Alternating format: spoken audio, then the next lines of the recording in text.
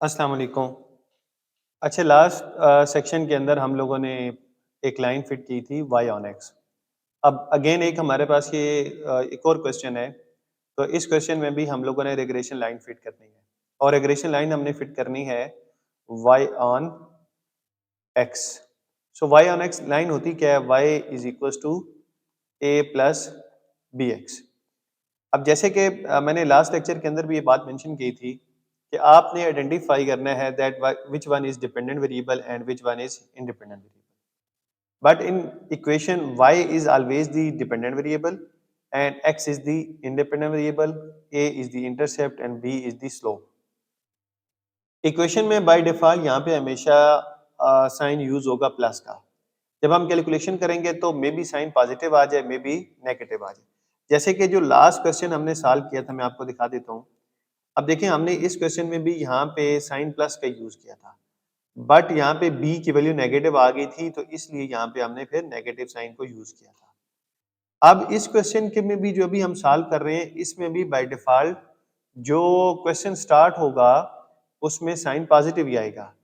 अब डिपेंड करता है, मे बी बी की वैल्यू पॉजिटिव आ जाए, मे बी बी की वैल्यू नेगेटिव आ जाए, तो जो भी वैल्यू आएगी वो पे हम लोगों ने यहाँ पे पुट कर देनी है।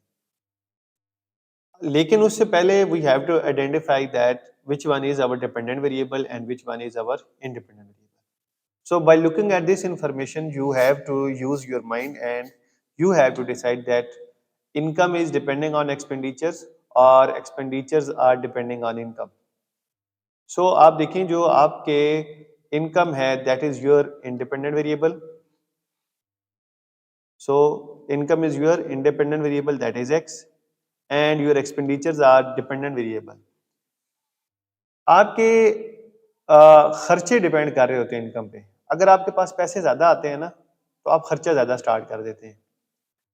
तो इसका मतलब ये है कि पहले चेंज किस में आ रहा है? पहले चेंज इनकम में आ रहा है। तो इनकम आपका इंडिपेंडेंट वेरिएबल हो गया और जो एक्सपेंडिचर है वो आपके डिपेंडेंट वेरिएबल हो गए। क्योंकि जेब में कुछ पैसे होंगे तो खर्च करेंगे ना, जेब में पैसे नहीं है तो खर्च कहाँ से करेंगे? तो इसका मतलब ये है जो एक्सपेंडिचर है, जो कंजम्पशन है, जो खर्चे हैं, वो डिपेंड कर रहे हैं इनकम पे।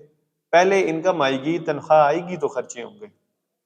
और जितने पैसे ज़्यादा आते हैं, खर्चे उतने ज़्यादा होते चले जाते हैं। तो यहाँ से हमें एक रिलेशनशिप वैसे समझ आ रहा है कि अगर इनकम बढ़ती है तो खर्चे भी बढ़ जाते हैं और इनकम कम होती है तो खर्चे भी कम हो जाते हैं। तो ये दोनों सेम डायरेक्शन में मूव कर रहे हैं। मतलब कहने का ये है कि अगर आपके पास इनकम बढ़ रही है, सो यहाँ पे जो वाई है ना, वाई मैंने इनकम के लिए यूज़ किया था, लेकिन आप कंफ्यूज हो जाएंगे, तो चलिए मैं पूरा इनकम लिख देता हूँ कि अगर इनकम बढ़ रही है, इनकम के बढ़ने की वजह से जो एक्सपेंस हैं वो भी बढ़ जाते हैं और अगर इनकम कम होती है तो एक्सपेंस भी क्या होते हैं? कम होते हैं। तो इसका मतलब ये है कि दोनों सेम डायरेक्शन में मूव कर रहे हैं। तो यहाँ पे इनकम का और एक्सपेंसेस का जो रिलेशनशिप अभी बिल्ड हो रहा है वो पॉजिटिव है। अब ये बात प्रूफ कैसे होगी? ये जब हम लाइन फिट करेंगे तो उसके बाद हमें पता चलेगा कि वाकई रिलेशनशिप पॉजिटिव था या नहीं। बट अभी हमने लाइन फिट करनी है। लाइन फिट कैसे करनी है? वो फॉर्म ये रिग्रेशन लाइन हमने लिखी हुई है y is equal to A plus B X. अब अगेन हमने यहाँ पे a की वैल्यू फाइंड करनी है और b की वैल्यू फाइंड करनी है। अब a की वैल्यू हम कैसे फाइंड करते हैं? a की वैल्यू का फॉर्मूला है a is equal to y bar minus B X bar. और b हम कैसे फाइंड करते हैं? b की वैल्यू का फॉर्मूला है n summation X Y minus summation X summation Y divided by n summation x square minus summation x whole square. So this is the formula that we have already used in our previous question for the calculation of a and b. So how to get this y bar? So y bar is equals to summation y divided by n. And how to get this x bar? So x bar is equals to sum of x divided by n or the total numbers. So what is mean by total number? Total number are these 1, 2, 3, 4, 5 and 6. And how to get this sum of y? We have to add all of these values and it will give us sum of y. So it is 174 and the sum of x is 210. So now we have sum of y and sum of x. We have to simply put sum of y and sum of x here in order to get y bar and x bar. So y bar is equals to sum of y, that is 174 divided by 6, and x bar is sum of x, that is 210 and divided by n, 6. So x bar is equals to 210 divided by 6, y bar is equals to 174 divided by 6. So when we divide 174, so we have to divide 174 divided by 6. So y bar is 29, and for x bar we have to divide 210 by 6. So 210 divided by 6. So x bar is equals to 35. But still we are not able to calculate A. We have the value of y bar, we have the value of x bar, but still we do not have the value of B. So in order to calculate B, we have to make two separate color here. One is for x, y, and in the next column we have to take the scale for each x value. So we have to make here two column. One is for x, y, where we have to multiply each value of x with y. Then we have to make another column that is for x square, where we have to take the square of each value of x. So now let's create a first column, that is xy. So we have to multiply by 10 with 7, that will be 70. Then we have to multiply 20 with 21, and it will give us 420. Then we have to multiply 30 with 23, it will give us 690. Then we have to multiply 40 with 34, it will give us 1360. Then 36 multiplied by 50, it will give us 1800. And at last we have to multiply 60 with 53, it will give us 3180. So then we have to add all of these values. So it will give us the summation xy. So we have the value of summation xy. We have already summation x, that is 210. We have already summation y, that is 174. Now we have to calculate x square. We have to take the square of each value of x. So the square of 10 is 100. The square of 20 is 400. The square of 30 is 900. The square of 40 is 1600. And the square of 50 is 2500. And the square of 60 is 3600. So after taking the square of each value of x, then we have to add all of these values. So it will give us 9100. तो सबसे पहले हमने क्या किया, x Y का एक column बनाया, उसके लिए हमने हर एक्स की वैल्यू को वाई के साथ मल्टीप्लाई किया, तो ये हमारे पास आ गया। फिर उसके बाद हमने एक्स स्क्वायर बनाया।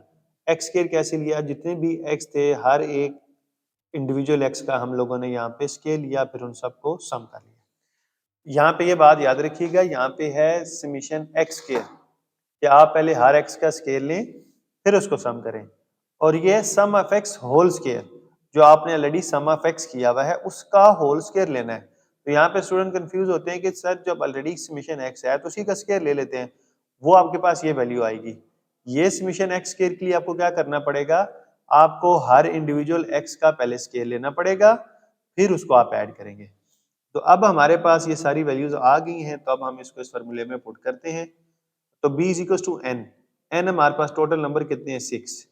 सम of X Y, sum of X Y is 7520, so 7520 minus sum of x, so sum of x is 210, and then sum of y, sum of y is 174 divided by n, n is 6, summation x square, so summation x square is 9100 minus sum of x whole square, so sum of x is 210 whole square. So अब हम इसको solve करेंगे तो ये हमारे पास b की value आ जाएगी। तो जब आप 6 को मल्टीप्लाई करेंगे 7520 के साथ, तो ये आपके पास आ जाएगा 45120 माइनस 210 को 174 के साथ मल्टीप्लाई करेंगे तो ये आ जाएगा 36540, और 9100 को मल्टीप्लाई करेंगे 6 के साथ तो ये आ जाएगा 54600, माइनस 210 का स्केल लेंगे तो ये आ जाएगा 44100। अब इसको सॉल्व करते हैं तो जो इसका फाइनल आंसर आता है वो आता है 0.8171, दैट इज अवर बी। अब यहाँ पे आप देखें तो B has a positive sign, so it mean there is a positive relationship between income and expenditure, जो हमने ऑलरेडी यहाँ बात थ्योरी में स्टेट की थी वो इस कैलकुलेशन ने भी प्रूव कर दी। But we are not still end here, ये तो हमारे पास सिर्फ बी आ गया, अब हमने ए की वैल्यू फाइंड करनी है। तो ए की वैल्यू फाइंड कैसे करते हैं? ए की वैल्यू का फॉर्मूला क्या है? A is equal to Y bar minus B X bar. So A is equal to Y bar हमारे पास कितना आया? 29, माइनस जो बी हमारे पास आया, B is 0.8171, and then x bar is 35. So a is equals to 29 minus, अब हमने 35 को मल्टीप्लाई करना है इसके साथ, सो 35 multiply by 0.8171, it will give us 28.59। सो ए का जो फाइनल आंसर हमारे पास आ रहा है, सो 29 माइनस 28.59, ये आ गया हमारे पास 0.41। अब हमारे पास ए भी है, हमारे पास बी भी है, so now we have to put the value of A and B here in regression line. सो मैं इसको यहाँ पे लिखता हूँ रिग्रेशन लाइन को, ताकि you are understand it in a better way. So y is equals to a plus bx. So y is equals to a. What is a?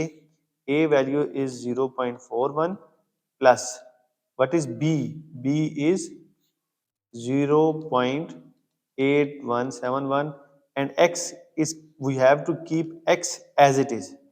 So this is our fitted regression line, and we have to put hat sign here. Why? Because now the equation has been estimated. So how to interpret it? So what was this a? A was intercept, and is the definition of intercept? So intercept shows the average value of the dependent variable when all other variables are zero. So when income is zero, your expenditures are still 0.41. And what is the interpretation of this? So first is that B has a positive sign. So it means that when income is increasing, expenditures are also increasing. So how much change of income is bringing change in expenditure? So when there is 1 unit change in income, it will increase the expenditure by 0.817 units.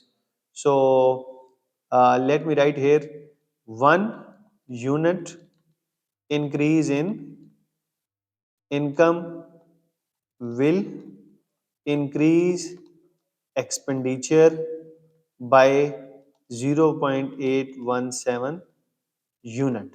So this is how you can interpret the answer for your regression line. So in some equations or at some particular time of period, the value for x is given to us.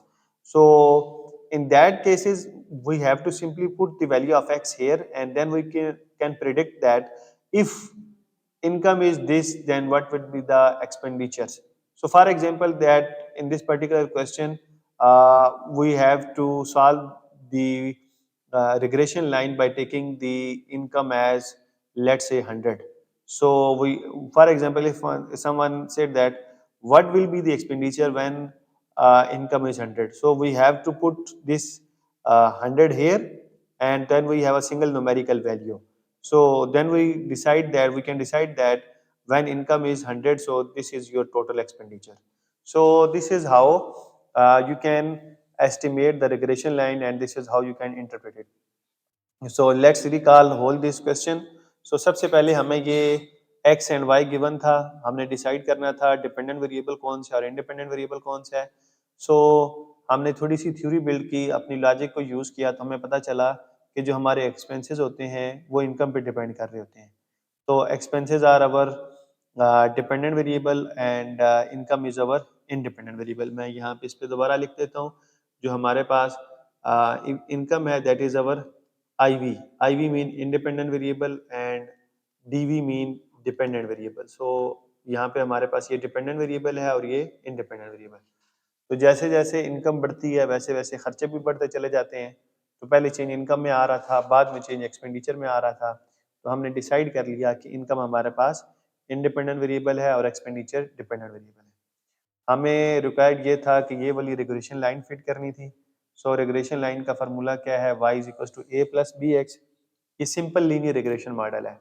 और simple linear regulation model कैसे है, क्योंकि इसमें एक IV है और एक ही DV है। DV तो होता ही एक है किसी भी इक्वेशन में, IV एक से ज्यादा हो सकते हैं।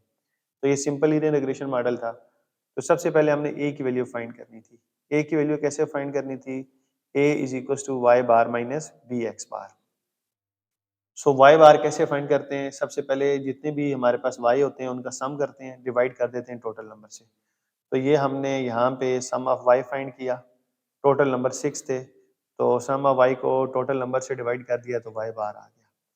फिर हमें एक्स बार चाहिए था, एक्स बार कैसे फाइंड करते हैं, sum of X divided by total number. तो हमने पहले इन सब नंबर्स को ऐड किया, फिर 6 के साथ डिवाइड कर दिया तो ये एक्स बार आ गया।